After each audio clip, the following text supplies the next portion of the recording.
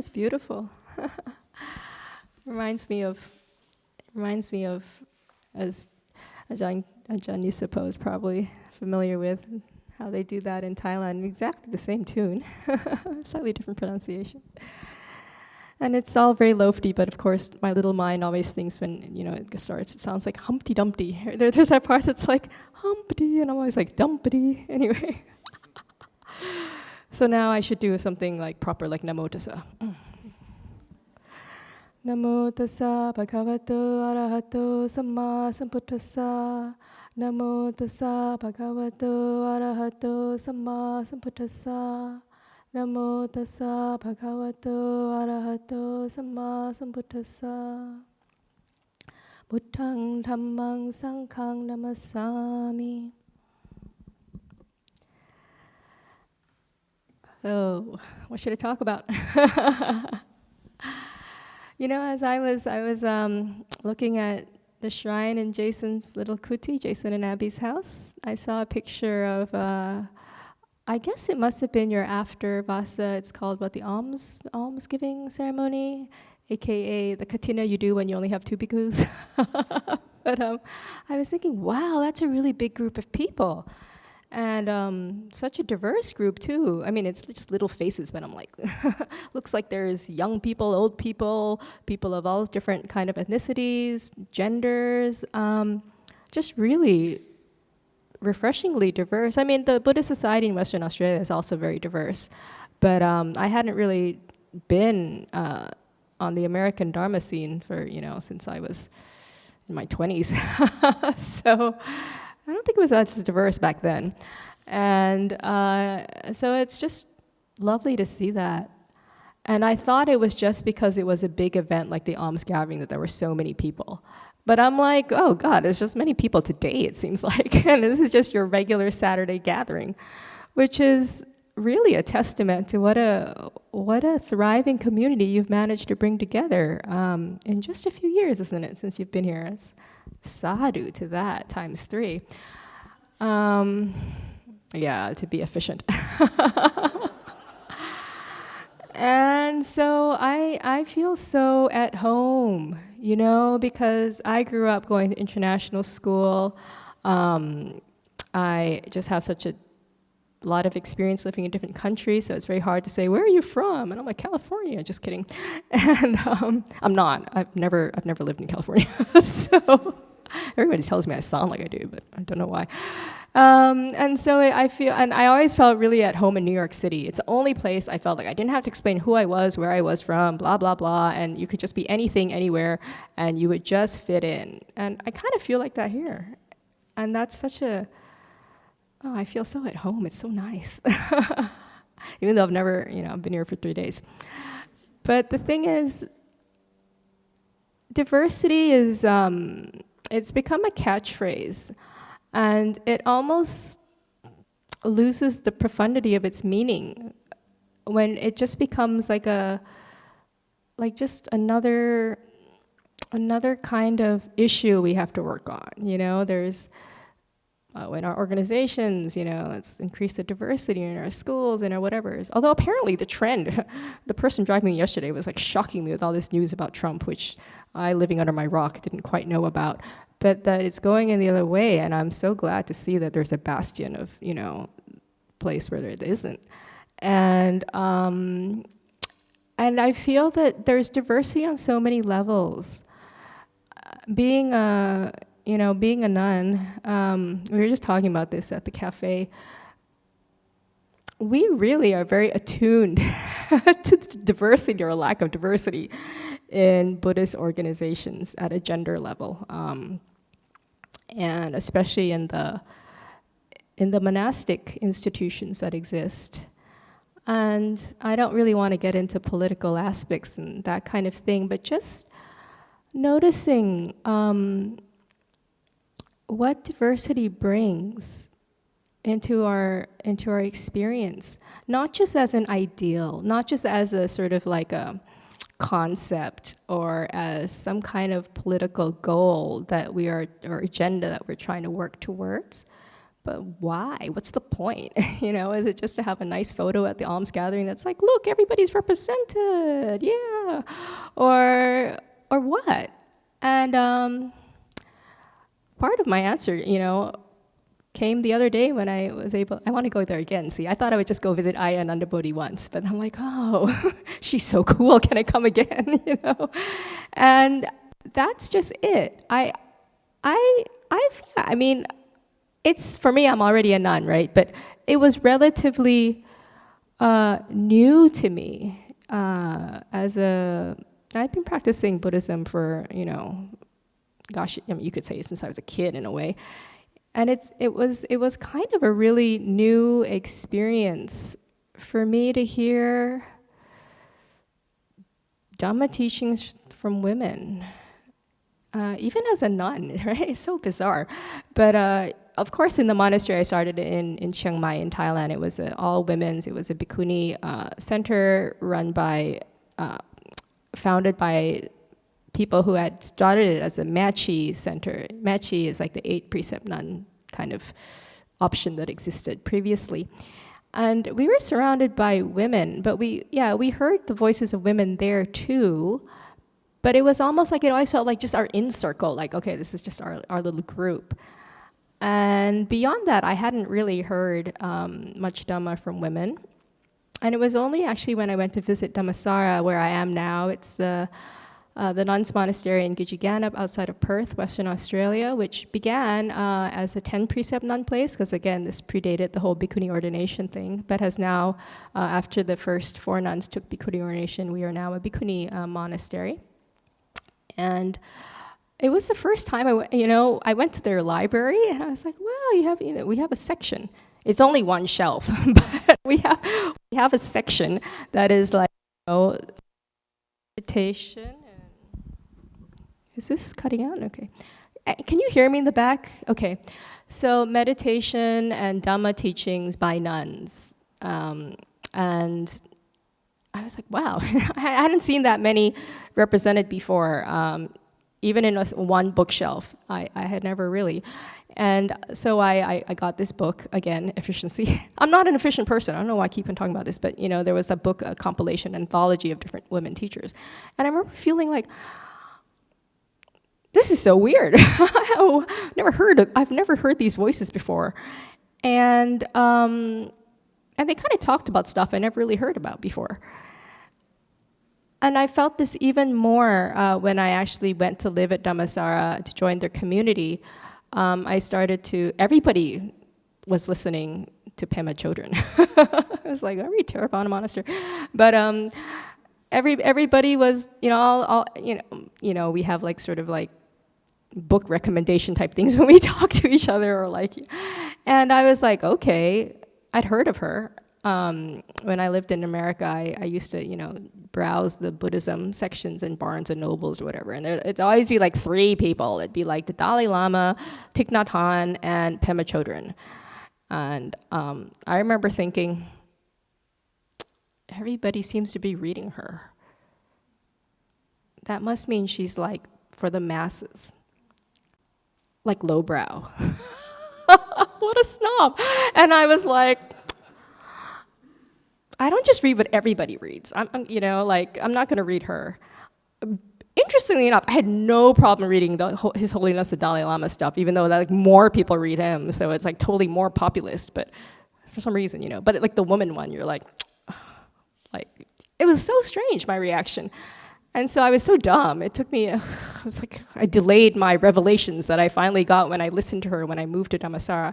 And I'm like, wow, how to deal with your emotions? I'm like, how come I never heard anybody talk about this when I was listening to monks? Sorry to say, Ajahn Munissara seems very emotionally aware, so I'm sure this doesn't apply to him. But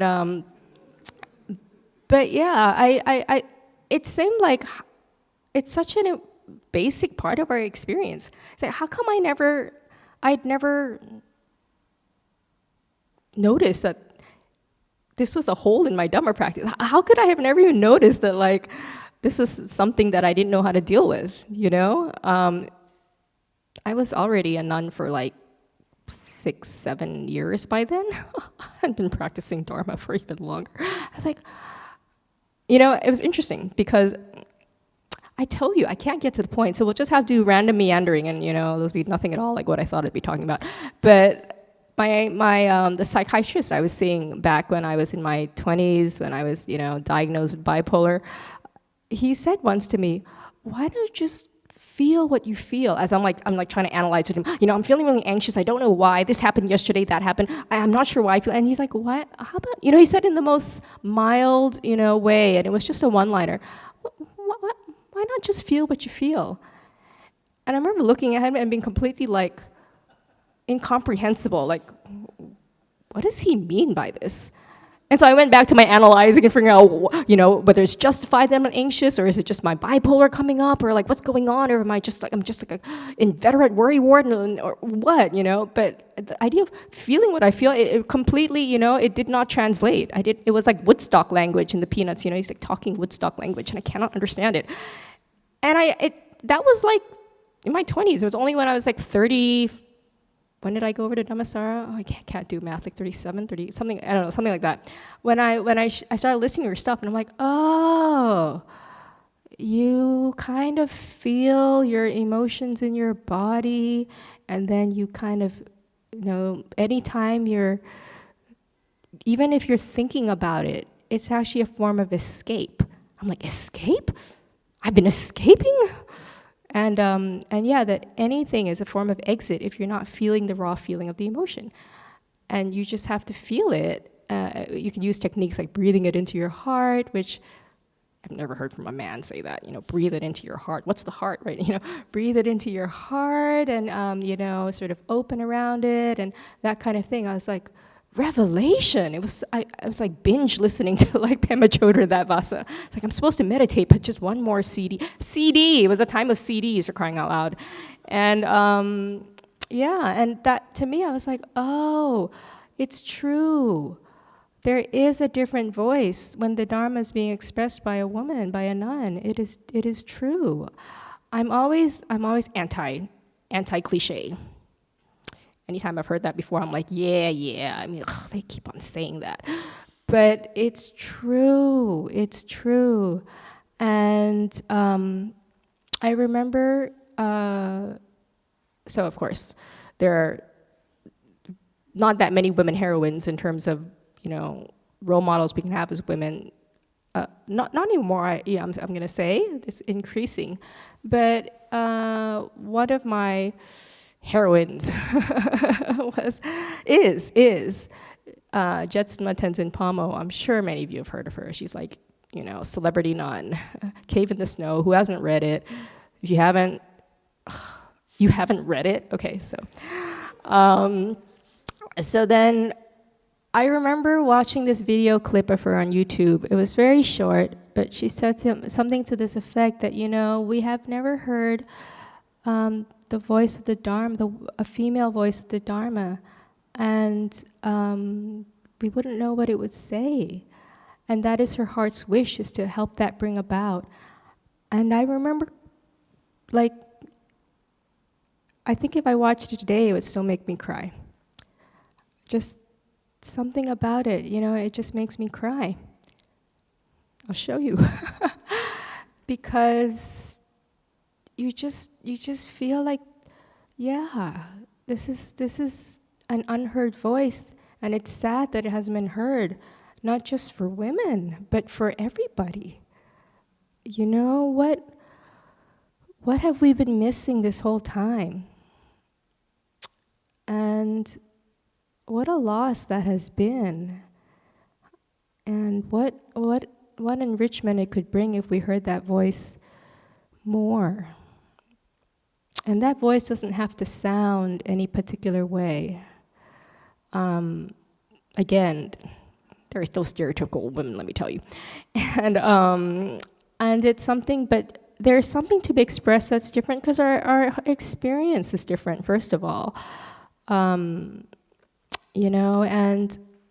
our way of perceiving things or, giving importance to things when we observe things will be different. And our way of receiving them or dealing with them or reacting to them will be different. And even the way we express ourselves will be different.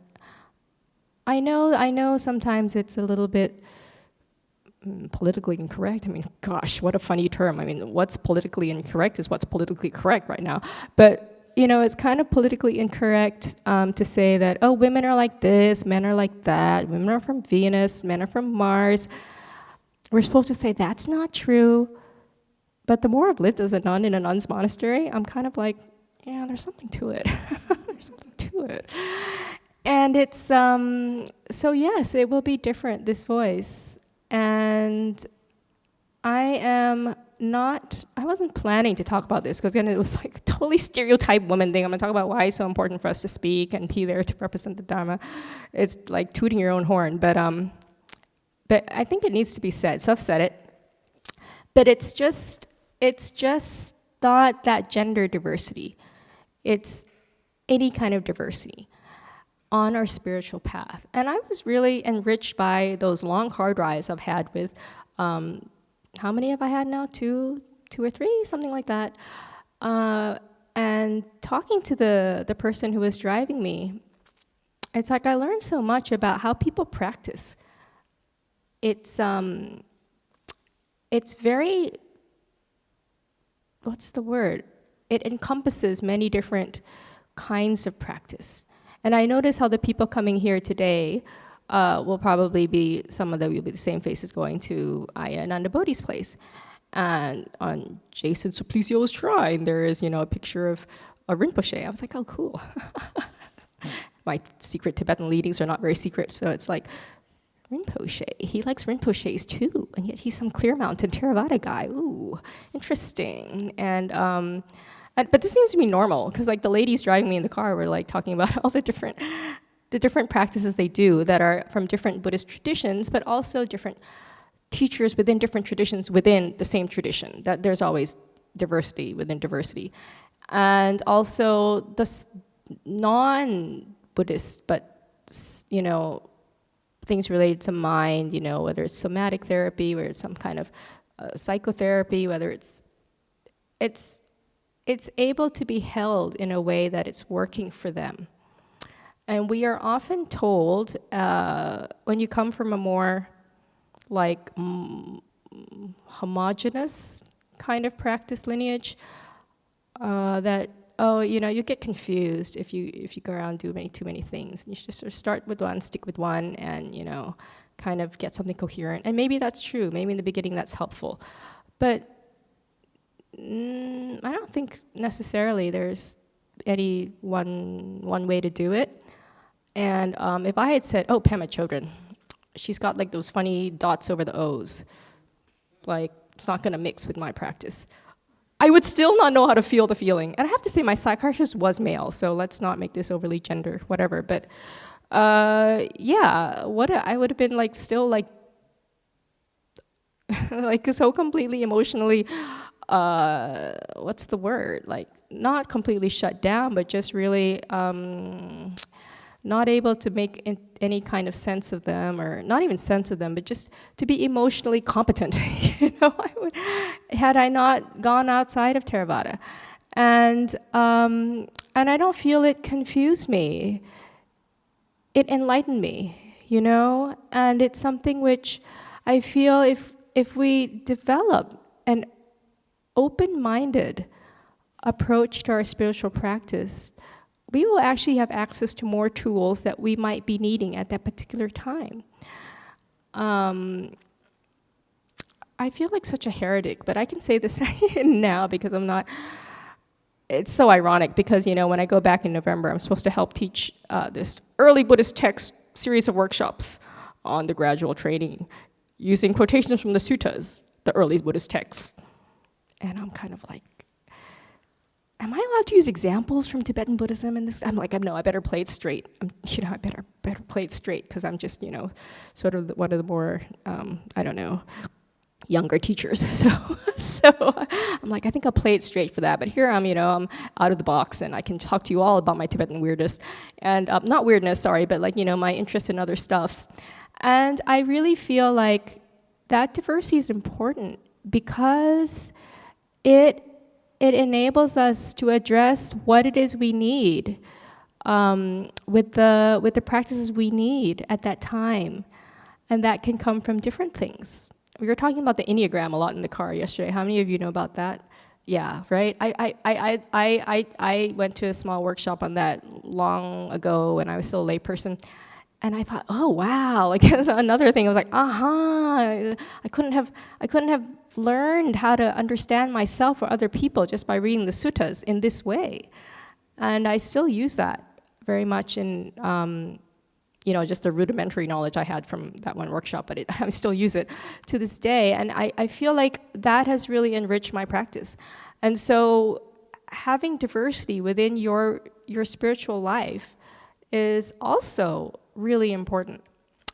And to be able to be open to that, I have a deep fear of becoming parochial. So I notice what I always do, wherever I am, it's like I'm always kind of like half, my nose is in the book and something half outside of wherever I am. So when I was in Thailand at a nuns monastery, that was not, it wasn't, we don't have a lineage, right? So we weren't necessarily like a forest tradition or non-forest tradition. We were just kind of whatever it is the teacher wanted to teach us.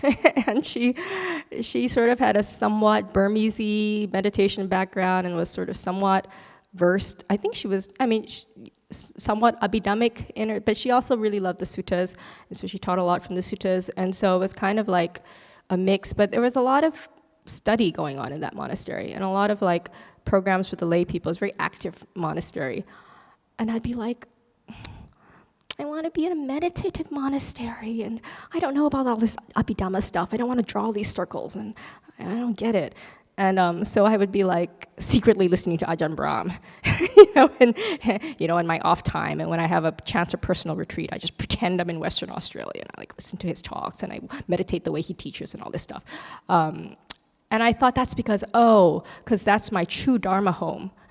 But then when I actually got to Western Australia, I'm like, during the Vasa, I'm like listening to Pema Chodron, Tenzin Palmo, and I'm like always not doing the thing that's the main thing only, because I have a deep suspicion of doing one thing only and the main thing only, and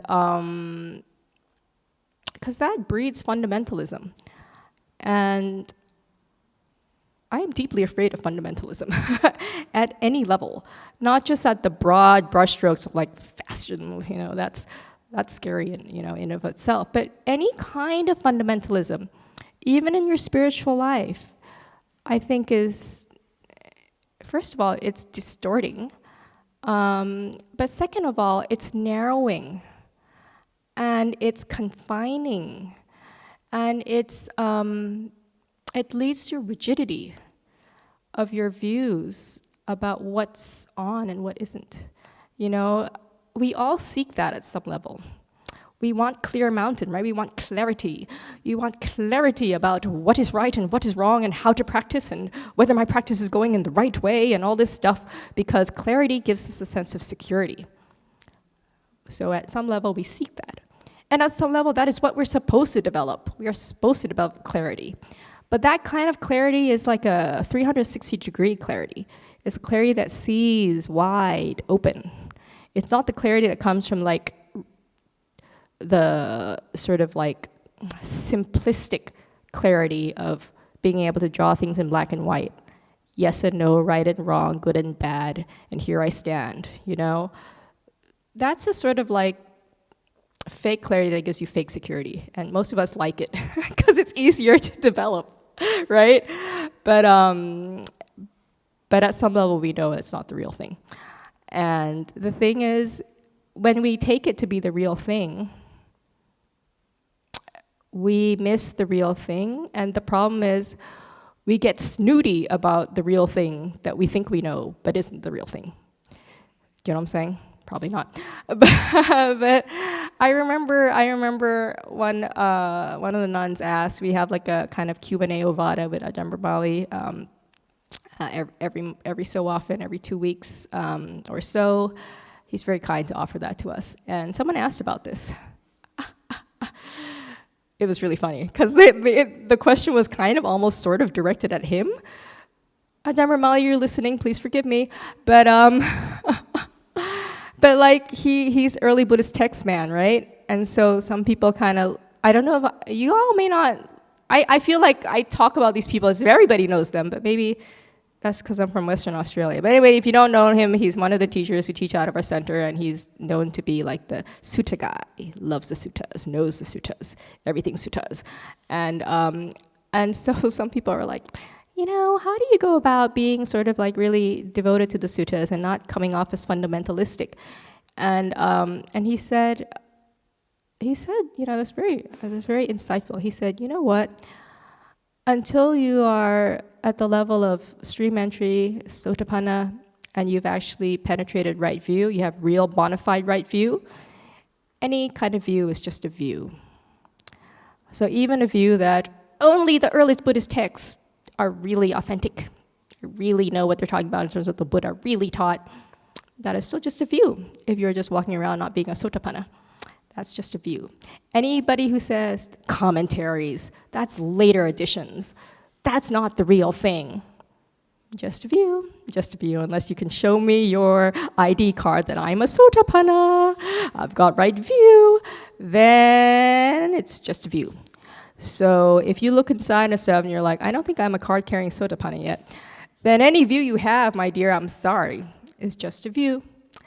And so knowing that means let's be open to other views, because mine's only just little v view. And it could be freaking wrong little v view too. I don't know. We all think we're right. So you better suspect the voice in your head that tells you, but I'm right. Because that's just a view. That's just a view. And just because we feel like we're right, it doesn't mean anything, because we all feel like we're right. We all do. So you can't be the only one who's right, unless you really are, which I am. Then you know, we have to hold our views really lightly, with a lot of open hand and skeptical mind, because our view is just a part of the picture. And to be able to learn the Dhamma from anywhere, this is what I most enjoyed on a long-haul flight, even as a young student who had to, you know, go back and forth between Asia and America all the time. And I loved the long-haul flight because it was like free in-flight entertainment the whole way. And even though my eyes were about to fall out of my sockets because I'd been watching hour upon hour, and I was so dead tired, I felt obligated to suck out every minute of in-flight free entertainment I could get. And I'm a bit older now, so I said, you know, I'll sleep when I'm tired. But it's hard to sleep on the plane, and it's hard to meditate, I have to tell you, unless you're like some, you know, whatever you, super meditation master. It's hard to meditate on a plane when like someone's sitting right next to you. So then my allowable in-flight entertainment is documentaries and podcast type things. They don't have Clear Mountain podcast on Delta Airlines. Please put it on there. Then I would have endless hours of allowable TV. But the thing is, you know why I like doing that? It's not just to fill in the time, but because I rarely have the opportunity to be exposed to material that's outside the, you know, conventional Buddha Dhamma box. You know, we do have a section in our library that's like psychology types of books, and I noticed they're very popular because I'm the librarian, shout out to librarians, and I shelve the books and I know who checks out what, and that's a very popular section, even though we're like Buddhist nuns, supposing to be reading the suttas. And so I like that though. I like that it's popular because it means our nuns, we are not just, you know, narrowing ourselves, that the only truth, the only insight, the only valuable methods are to be found in one bookshelf. And and that there's a lot of, once you make the Dhamma the center of everything in your life, everything you're exposed to will be funneled through the lens of Dharma. And so I don't feel too illicit watching the random documentary about Muhammad Ali or what did I watch? It was so fascinating. This podcast on a Butler Academy. Butlers had to be trained somewhere. So they have an academy in the Netherlands. And you're like, aren't butlers English? But no, in the Netherlands, apparently it's the elite Butler Academy. And you're like, butlers. What do I know about butlers? I've never had a butler. But they're often in movies and novels because butlers are sort of like, they're a symbol of something. And what is that something? Well, these butlers were telling me in this podcast that their life is a life of basically putting others before themselves. It's a life of service. And they said it's a very rewarding job. And at first I was like, it is? Like your whole life is like, yes, sir. And you need your shoes polished, sir. And what would you like for dinner, sir? Or whatever. It's like, I don't know, it seems like drudgery and slavery to me. But no, from a passionate butler, the butler's life is a life of service. It's a life of whatever it is you need, however is it you like, I will make it happen for you because you are more central than me. And he said it's such a rewarding job because of the smile or the thank you might get for something you did. And to me, that was such a beautiful, beautiful expression of the human life, actually. If we all could live like a butler does in that way, with that kind of heart, that would be, a way to express the spiritual path, And so I had a lot of insights from watching that Butler Academy, which I'm not kidding. I really, that's why also I couldn't watch back to back anymore because I needed time to process and tease out and draw out all the spiritual insights I was getting from these things I was watching. And I felt that sometimes you need to do that to understand a Dharma point. If you're just doing it from and Samyutta Nikaya 47.2 says this, sometimes you don't get it. And that's something I really appreciate about Ajahn Brahm, my teacher. And hey, how long am I going for? I'm not good with time. Where are we? We're only doing this till 10:30, right? Oops. No. You're good. You can keep talking until. Oh, okay. Cut off officially, but 10:50 is the cutoff. But then there's no Q&A, so I'm going to stop because I like Q's. I like Q's. I don't know if you like the A's, but I like the Q's. So, but basically, what I really appreciate about great Dharma teachers, and I would say that would be capital B Buddha is the first one, is that they're great at drawing similes from something completely unrelated to make a Dharma point in a way that you can actually understand. Because the endless repetitions of, whatever it is that is in the suttas, you get lost in them. But just that kind of judo move where you go do a slight detour and you come back. That's how I get things. And so that's why I like doing things like reading things outside of the Buddhist world or watching things outside of the Buddhist world, in moderation, because sometimes that's how I get the aha. And I feel if we're open to that, our spiritual life is so much richer.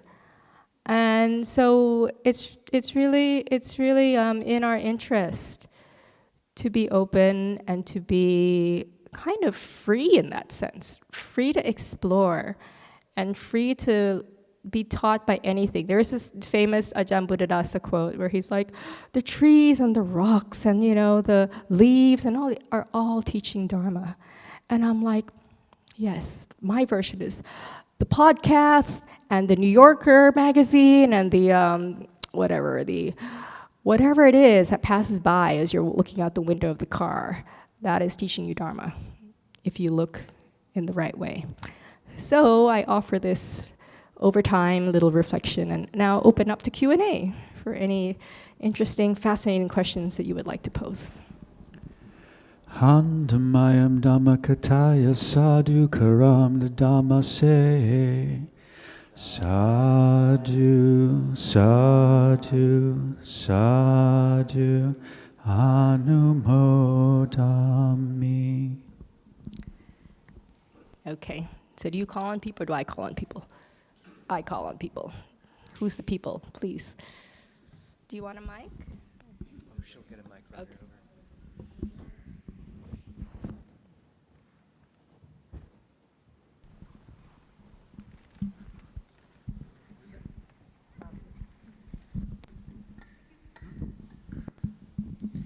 Thank you so much for the talk and for being here and for your practice. I probably have maybe a standard question and reaction to the flexibility that you're offering is when you have, when you see things through Dharma, it seems very valid to explore everything.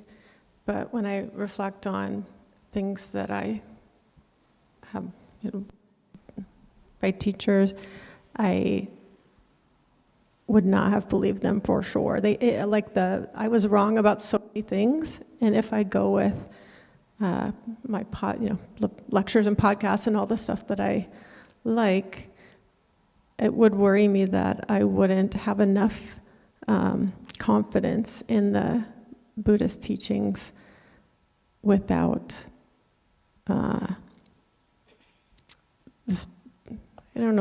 the teachers really almost preaching that in a way where I can feel their conviction in a confident way. I don't know if that is the right framing, but probably you understand what I'm saying. Yeah, no, and I understand exactly what you're saying, and I experience it as well. I've experienced it, and I experience it now. And I think the thing about what I find so reassuring about the way the Buddha laid out the path is this idea of that, well, you really have to know for yourself, and we have to develop the confidence in our ability to know for ourselves, even when we're like, how can we know? I'm so filled with doubt and, lack of clarity. But, strangely, I think deep down, we have something in there that does know. But until we can be confident in our ability to access that and to be able to tell which one is the one that knows and which one is the one that's confused, who's speaking right now, then do what feels most helpful at that time. So in the beginning, I too was so confused. And even within Theravada Buddhist world, there's so many conflicting ideas about how to practice, what's right, what's wrong, that I was like, I just want to find my teacher, capital T teacher, will just, I can just follow what he says for a while, for a long while. But, I need a bit of mooring, some kind of anchoring. And that's what I needed at the time. And so I said to the universe, APB on capital T teacher. Want to meet him or her? No, I definitely thought it was a him back then, because how many hers were there? So just send my way. I need it now, and otherwise I feel I can't do anything. I feel I'm scared of doing the wrong kind of practice, And so at that time it floated to me, and then I really just kind of was a bit listening only to that for a while. And so, but then after a while you feel like, okay, I get it. I have some sort of coherence in something that I can make sense of the other stuff, so in a way it doesn't conflict. Then I felt ready to explore more. But I always use as my sort of cross-reference is it working for me? Is it helping me actually develop more wholesome mind states, less unwholesome mind states? This is such an easy litmus test. And I felt that we can only actually feel our way through this path, because what is right for anybody at any particular time will be different. And no one else can really tell you, even a psychic teacher, believe me, I've chased many psychic teachers, and they've always sent me back to myself in the sense that it never worked out where I was like looking for like, tell me if I'm practicing right. I never got the answer from them. And so it's like, oh, I forgot to ask him to confirm my practice, you know. It's like, oh, too late. And so then I really felt, you know, at the end of the day, it comes back to, is it working for you? Is listening only to, you know, something quite limited for now working for you? And is going casting the net wide only confusing you more? Then don't cast the net wide right now. But if after a while you feel a bit confined or you're a bit curious about, well, what does someone else say about this? I'm not saying my teacher is wrong, but anyway, I can't believe him until I actually know for myself anyway. So I mean, at the end of the day, it boils down to me actually being able to understand it for myself.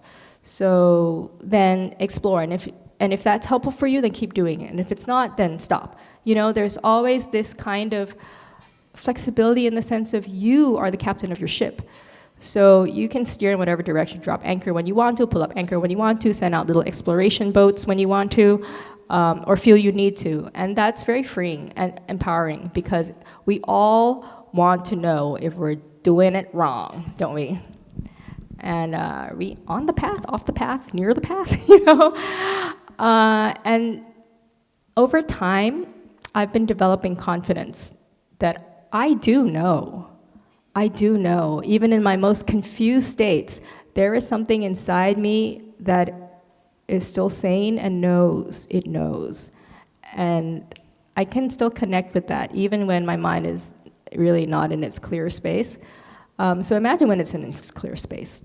So we have to cultivate that ability to tell which is that clear voice and to trust that we have it, to trust that it knows. And this all sounds like gobbledygook, you know, platitude speak, but there is something to it, and I encourage you to try to develop a kind of attunement to that, and trust. I hated that word before. People always told me to trust. I'm like, trust what? Trust what? Tell me what to trust and how to trust. But now I kind of get it. And no one can tell you how to do it. But eventually, I feel we all learn how to find that place to trust and to do it. So, trust me. Okay. Anybody else? Yes? Sorry, I don't know your name, so...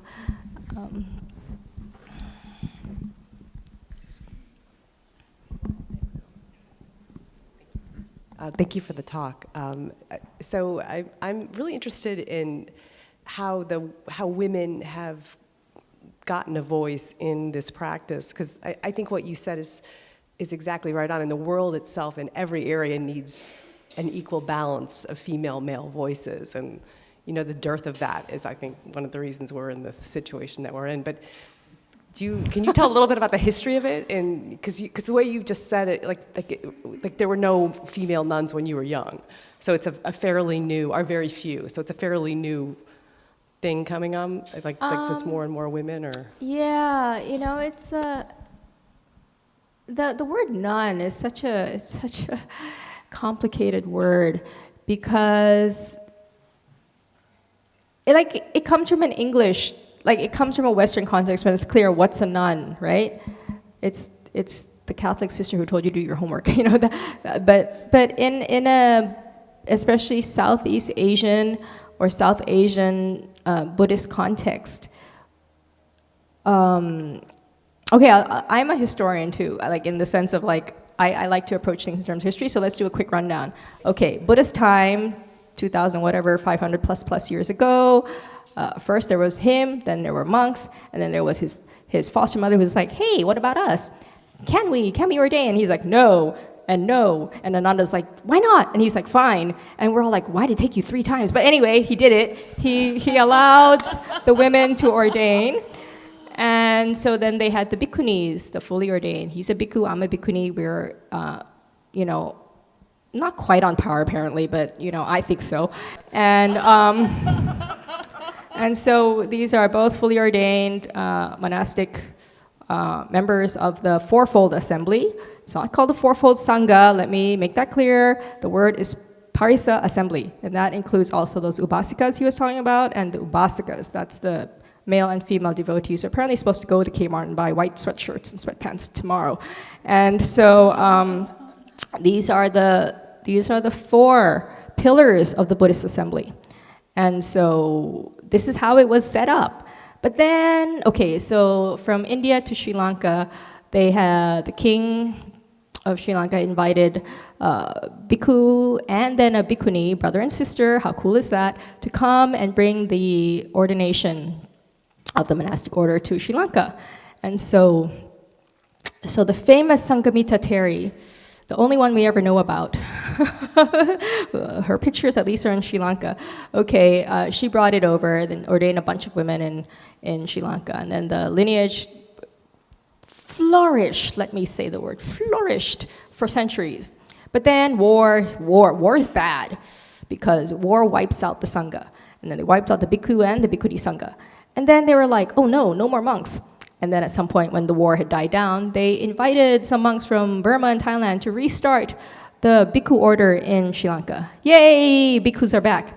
And I don't know, was it like they forgot that second part of the to-do list, or it wasn't on the to-do list, but it was like, did not invite Bhikkhuni Sangha to come and revive the Bhikkhunis, and so they died out. It's like, I don't get it. Like, the whole society who used to have both, how could they just forget that, like, oh yeah, we need to revive the other one? It's just so strange. But then there's no historical records that explain this story. But apparently, okay, nobody remembered to do it or wanted to do it or whatever. It didn't happen. So then the Bhikkhuni lineage within the Theravada, so-called, we won't go there, but anyway, we'll just call it Theravada for now. That had a sort of hiatus, a long hiatus, but not to worry, because Buddhism had also spread to East Asia, China, all these places. And in China, just like in the original Sri Lanka, who said that we're progressive? Okay, way back then, the societies were like, okay, we'll invite monks, and then we'll invite nuns. We will also start the nuns order in East Asia, in China, all these places. And so they invited a nun from where? From where? Sri Lanka. So it was actually some, nice Sri Lankan looking person who went all the way to China, learned Chinese so that they could do the ordination in a way that both sides understand. I spent years trying to learn Chinese. I couldn't learn Chinese properly. And this Sri Lankan nun managed to learn Chinese and conduct the ordination. And then they had all these, nuns in East Asia that have continued that lineage unbroken until this time. And then, so back in the mid-1990s, 1996, there was sort of a growing movement where some Sri Lankan lay devotees, especially this one very sort of, devoted woman named Ranjini De Silva, she and, well, not just her, but because there's a biography about her, you can look it up. That's why I mentioned her name. So she and a bunch of people, they were trying to revive it. They convinced some 10 precept nuns who existed there to take the higher ordination. Okay, here's where we go, footnote, explain these other nuns kind of ordinations that became available, because the Bhikkhuni vehicle, the form, died out, right, in the South Asian world. It's all happening very nicely in East Asia, but this is before the day when people had planes. So you could be happy in China, but people in South Asia don't know anything about it. So there were women who want to ordain or at least lead some kind of monastic life, devoted spiritual life in places like Thailand, Burma, Cambodia, Sri Lanka, and they're like, the monks are like, what do we do with you? We can't give you Bhikkhuni ordination because apparently according to Vidya, not possible. It's an interpretation, note, only an interpretation. And so they were like, oh, we want to, these women, they want to do something. So, okay, we make up a form, we call it, Machi in Thailand. We, shave your head, wear something, live in a monastery, but you're not really a monastic. At least in Thailand, you're still an Upasaka. And in Sri Lanka, at least, they are considered really monastic, but you're not really any kind of monastic that relates to the really original form. You're a Dasasila Mata, a 10-precept mother. And you wear a robe, but not a patchwork robe. I was telling us, whoever drove me yesterday, nobody, do you notice? Do you notice my robe has like patchwork? No, nobody notices. They just see that you're just wearing some random brown colored cloth, like a tablecloth on you. And, but if you're a nun, there's a whole politics of it. If you see a nun, you're like, is it patchwork? You know, is her robe patchwork? Is she a bhikkhuni or is she a dasasila mata? What is she? And if you're just wearing white, okay, you're a machi. But do we call you a nun? So in Thailand, historically, well, we don't have the word nun. We just have the word machi. So machi is just a vocabulary word for like woman, bald, roby thing on. Yeah. And so that's the only word that exists for so-called monastic woman in Thai to this day. We have been bhikkhunis in Western Australia since 2009. Do the math, that's a while now.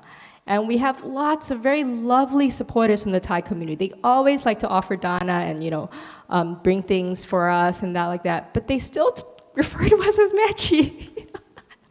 And I don't take offense because I understand that that's because it's ingrained in the vocabulary that like, okay, woman, no hair, roby thing, even though the roby thing is brown, but it's still, you're a female roby thing, bald person, machi. That's the word. And I put it into Google Translate because I was trying to write some questions for a Thai Kruba Ajahn teacher and I didn't know how to write Thai. So I translated every English word into Thai and I was like, nun, machi. That's the only word that came up. You know, I'm like, there's Google Translate, update, bhikkhuni, no, nun equals machi. And so that's why the word nun is like loaded. Like in English, you can say nun. But when you go to Thailand, you're like, nun, what kind of nun? What do you mean my nun? Is she a nun? Is she not a nun? What's a nun? Yeah, nothing is simple when you're a nun. But of course now in Western Australia, they call us nuns because they want to westernize things so people are not bamboozled by like, you're a bhikkhuni, what's a bhikkhuni? What's the Dharma? You know, like, so we're called nuns, Dhammasara Nuns Monastery, not Dhammasara Bhikkhuni Monastery. So it's like, oh my Lord, I mean, God. Even just the vocab words is a whole political minefield. So yes, nuns. What was your question? Well, you've answered it quite beautifully. Thank you. Okay, good. All right. Is there time for anybody else? I love questions. You know why? Because I feel it's my karmic retribution because I ask so many questions that I feel I would like to answer some to settle the score a little bit. Hi. Hi. I'm back here, wherever I am. There you are. Yeah, thanks for being eclectic. So it's sort of an eclectic question having to do with rebirth, a strong theme in my heart. And I've seen statistics where 2/3 of Western practitioners aren't convinced of rebirth, Buddhist practitioners. And there's this whole other realm of research happening these days with, NDEs and University of Virginia past life experiences and out-of-body stuff. And to me, the common thread is that there's a continuity of consciousness outside of a body, which, if that happens, then rebirth can happen in all that researching. Sorry, could you say that last There's phrase? Something about body? A continuity of consciousness outside of a physical body. Oh, right. And that breaks the idea that we're materialists, that our consciousness is materialist. And I wondered, to me, there's a tipping of proof almost starting to happen with all this research. I wonder what your thinking is about that. Yeah, well, what's really funny? I remember watching some kind of session of the Mind Life Institute that the Dalai Lama founded, and he said something, he likes to get together with scientists and to exchange viewpoints, especially neuroscientists. And he's like, the scientists always, they're always like, yeah, you guys meditate, but how can you prove anything without scientific measurements? That's the materialist approach, right? And he's like, yeah, and we look at you guys and we're like, how do you scientists prove anything without meditating? So I'm like, yeah, that's exactly the problem. So I feel like it depends, if there was an ability to merge the two approaches, you could just line them up, all those great meditating psychic monks who can recall their past lives. Because, it says in the suttas, the Buddha could recall his past lives. That's one of the 3 knowledges, right? So it's like, that would prove. I mean, if that was enough for you, that would prove it. It's like, yeah, but it's not, right? So then that's why we have scientific proof where you collect stories of people who can remember their past lives, where you can cross-reference whether they said they lived in so-and-so village in southern India and their mother was this name, and then you go there and you're like, oh yeah, it was. Well, maybe I'll add that was, I would just this summer was the 50th anniversary of the International Association of Near-Death Studies, and the 50 years since the term NDE was coined. Oh, this and has so been at the long. conference, there were a whole bunch of neuroscientists and biologists and a whole bunch of peer-reviewed papers out there in the medical journals now about, data.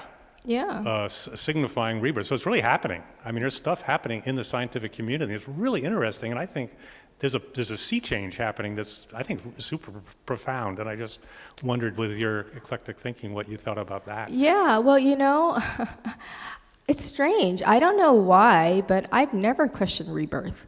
And I'm one of those people who will question anything, right? It just came with me, I guess, in this life. I already was like, I was convinced a while ago already on that one. So this time I don't waste my time. I don't have to waste my time trying to figure that one out in this life. I've got plenty else I have to figure out. So at least the rebirth one I've already done. So I somehow came into this life already makes sense. I didn't even question it. It's to me, it's already a given in the way I view the world. But I can understand what it's like for someone who wasn't born with that, and to them it's how am I going to know? How will I know? Are you sure it's really the thing? And that's why we have all these great scientists working at that level, where they are able to prove it in some way that people can get their heads around. Because if you're going to just ask that psychic monk, they're like, how do I know he's psychic? It's not convincing. Whereas if you really believe in a psychic monk, you're like, whatever he says, proof. So it's what works for you. But the thing is, the way I like to think about it is, the only way I will actually be really convinced, this thing that I say that I was born already convinced, maybe it's just a feeling. The way I will be really convinced is when I develop the three knowledges. And I am able to recall all my past lives, and you people's past lives, and it'd be like, oh, that's a lot of past lives to know about. So I encourage all these people who are skeptical, just work on your meditation, man. Find out for yourself. Were you Krusty the Clown in a previous life? Were you, And so, but in terms of, I think there is a sea change in that it's all becoming more mainstream. I didn't even realize until you said that NDE is a 50-year-old term. I thought it was a kind of vaguish, newish thing. But no, 50 years is... people are still not convinced. So yeah, I think that it's a big question in non-traditional Buddhist societies, organizations, where rebirth is a hot topic. And I say, whatever. If you find that that's too distracting for your practice, then just work on the practice. And if it works in terms of this life kind of framework for you, it makes your life better, then great. The practice itself speaks for itself, The wider context, I think, is important to keep your motivation going. I find having a rebirth context where it's I'm not just worried about this particular life.